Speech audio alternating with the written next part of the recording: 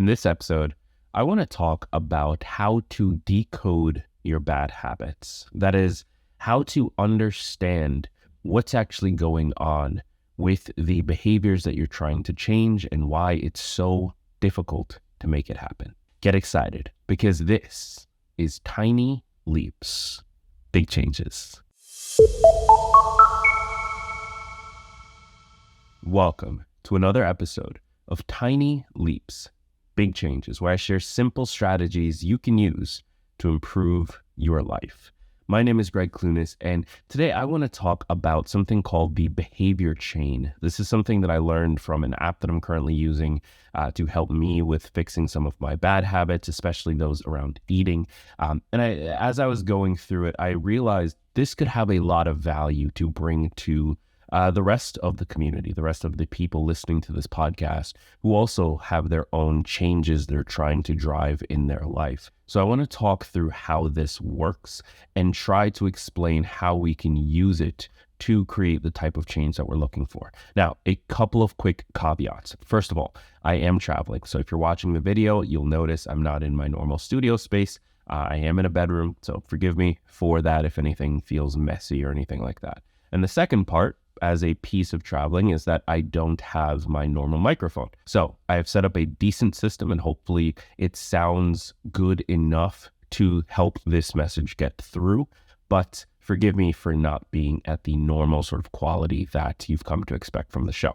So with all of that said, the behavior chain is this idea. It's sort of this sequential series of actions and things that occur around a behavior occurring.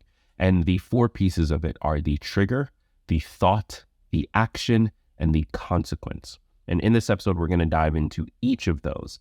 But there's a couple of really important things to understand when it comes to the behavior chain. The first is that each of the pieces are sequential. So they happen one after the other in that order, and it doesn't really change. Now, what that means for people like you and me is that if we could, in theory, understand each piece of this around the specific actions and behaviors that we are trying to change, we could change areas further up the chain in order to have effects further down. So for example, if you wanted to, so let's get into some examples. One of my personal habits that I'm trying to shift is that I do a lot of late night snacking. So I tend to stay up late to work. I'm a night owl. I'm working till 1, 2, 3 a.m. And right around like midnight, 1 a.m.-ish, after a full day, I'm usually running low on energy. And so I reach for a snack to sort of replenish that. And that by itself isn't necessarily a bad thing, but I have this stated goal of losing X amount of pounds. And so this type of action moves me away from that goal, and therefore it's something I want to change. Now, when I take this behavior and I break it down into this sort of like 4 pieces of the behavior chain model, I look at the trigger. So it's that feeling of being tired, being run down, and it also some environmental factors like it being later in the day and so on and so forth. Now, the thought is typically unconscious. It's more like I'm running out of energy. I need to refuel. The action is reaching for that bag of chips or making the PB&J or getting the crackers or whatever it might be. And then the consequence is whatever comes after that. So it's putting on a few more pounds if this happens regularly, or being sort of feeling bloated and not as comfortable as I'd like the next morning, or whatever it might be. Now, if I take that and I map that behavior to this sort of behavior chain, in theory, because they're sequential, I should be able to change the trigger or the thought and therefore create change to the action and the consequence. That's the basic idea, and that's why this is a powerful thing to understand. Now, if you stick around in the episode, we are going to talk about why this isn't that simple, because it's not. Obviously, there's a lot of factors, both internal and external, that make this much, much harder to deal with than just here's the formula, go do it. But that is the theory that I think it's worth approaching the rest of this episode from. So let's jump into each of those components. So the first piece is the trigger. Now, a trigger can be an internal trigger or an external trigger. It is essentially anything that occurs that leads to the rest of the chain. So that could be a feeling. It could be the feeling of being angry or hungry or tired or sad or happy or whatever it might be.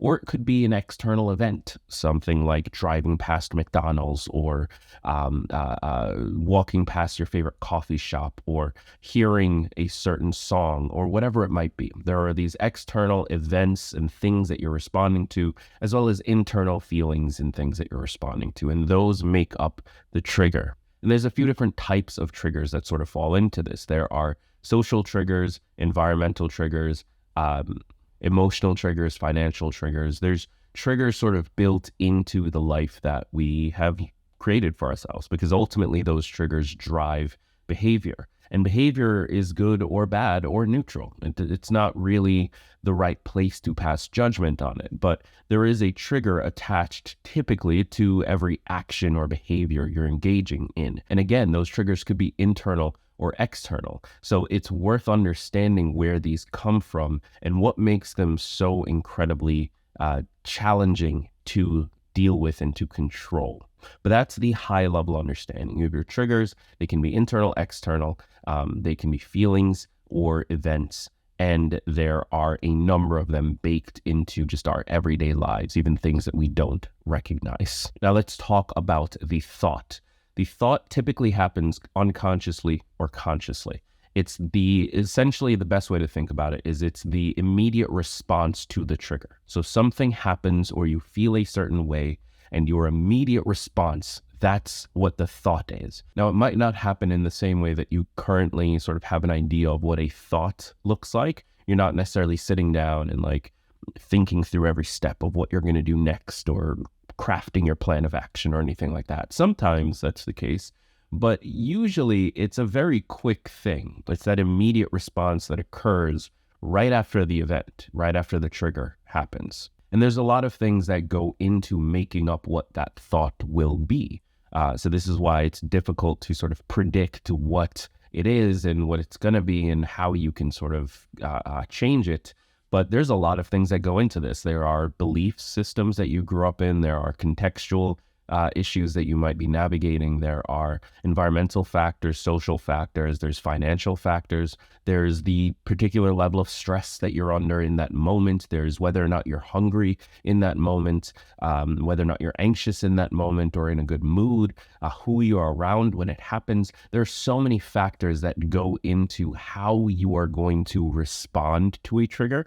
This is why I've never been a huge fan of like, oh, you can't control what happens to you. You can only control how you respond. Like, that's cute and it's a great quote, but it's not that simple. Like, it's not as easy as just, oh, control your response, because we don't really know what goes into creating our responses. Our responses happen as a weird amalgamation, Frankenstein's monster, of all of the things that have led up to this moment from the day we were born to this event occurring. And it can be really tricky to untangle that web and start to see a clear connection between I responded in this way because of this thing.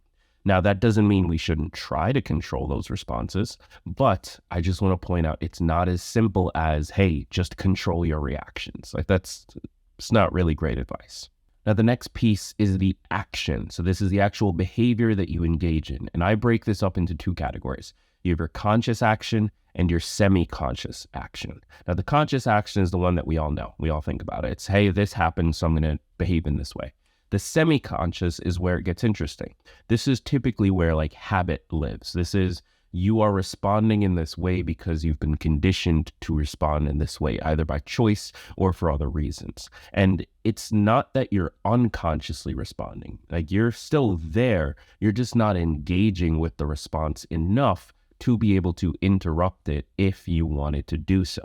Now, here's an example. Let's go back to my particular goal and my issues with snacking late at night.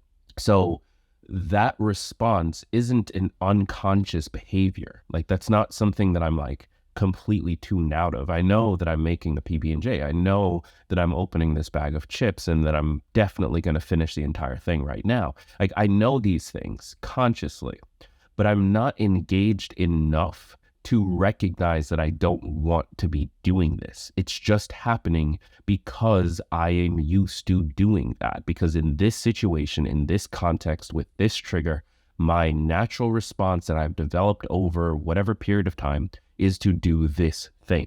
So that's what I call a semi-conscious response, or a semi-conscious behavior. And then lastly, we have the consequence. So what makes up the consequence? Well, it's not negative. That's where I want to start with this. I think a lot of people hear the word consequence and they think that's a negative thing. That's like, I did this thing, so I'm facing these consequences. But really, consequence is just what happened as a result of this behavior. What happened as a result of this thing happening. That could be positive. You can have positive consequences of you went for a run, you felt great afterwards. That's a positive consequence. You can have negative consequences. In my case, sometimes I go for a run and then I get a really bad migraine afterwards. Still a positive behavior, but negative consequence. And so I think it's important that we start to decouple what consequences are versus the behaviors that led to the consequences. Because one can be positive while the other is negative. They're not necessarily intertwined. So think of a consequence in this case as just the result of what happened, neither in positive nor negative inherently. We'll sort of have to judge that on its face. Now, let's go back to what I shared in the beginning about this. The idea that each of these pieces, they're sequence, they're interrelated. Changing one affects things further down the chain, and that's why it's valuable to understand how this works. But as we've seen, we now understand how each of these pieces work individually. It's not as simple as to say, hey, change the trigger or change your response to it, and therefore you'll change your action or your consequences. That is technically true, but it's significantly harder to deal with or to actually follow through on than it makes it sound. Your triggers come from any number of factors, many of which you do not understand.